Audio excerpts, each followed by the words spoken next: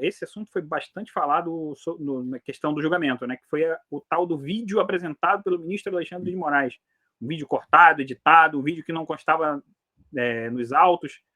E aí a gente sabe que uma sentença baseada em uma prova que não consta nos autos é uma sentença nula.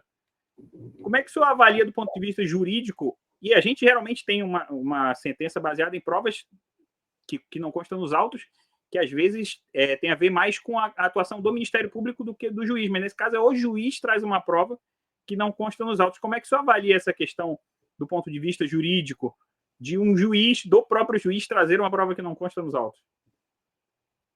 Olha, Paulo, isso daí eu nunca vi na minha vida.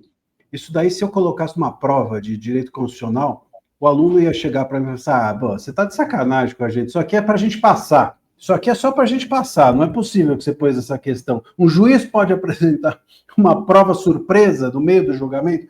É óbvio que não. Aliás, no meio do julgamento, errado também, porque ali não estava se julgando o mérito.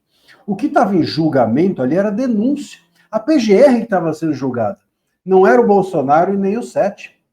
Esse é um ponto relevante. Então, eles, inclusive, fizeram uma ilegalidade precoce. Né? É uma ansiedade tão grande que até as ilegalidades são feitas precocemente, porque não tinha nenhum sentido em se falar ali do mérito. Mas, claro, um vídeo não pode ser apresentado. Isso acontece, às vezes, muito em júri. É muito comum que em tribunal do júri, né, quando começam os debates, sempre tem um advogado que aparece ali com uma foto que nunca ninguém viu, um áudio que ele traz do bolso, ou qualquer coisa do gênero.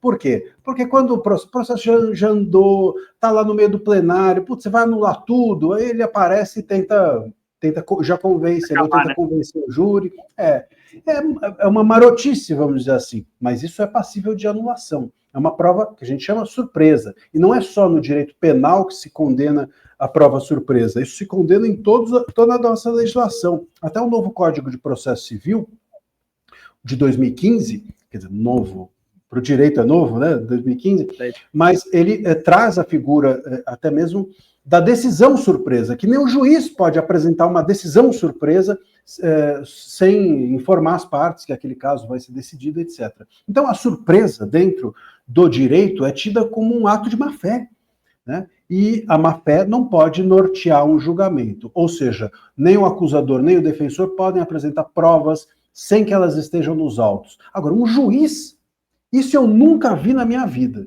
É a primeira vez na minha vida que eu vi um juiz apresentar uma prova, sobretudo uma prova surpresa. Eu não sei se alguém já passou por isso, mas eu nunca vi. Eu estou há 25 anos advogando, nunca vi um negócio desse. E nunca vi ninguém sequer... bandeira da acusação, né?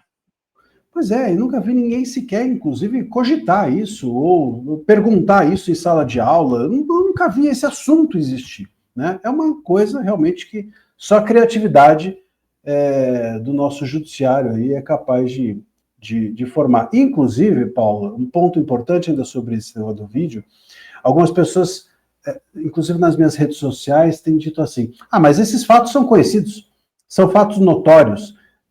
E vamos lá, primeiro, não são fatos notórios, não são fatos conhecidos. Por quê? Porque aquele vídeo é editado. Tinha edição, tinha musiquinha de fundo, teve narração, o ministro Moraes dizendo, olha, quanta violência, um negócio impensável. Né?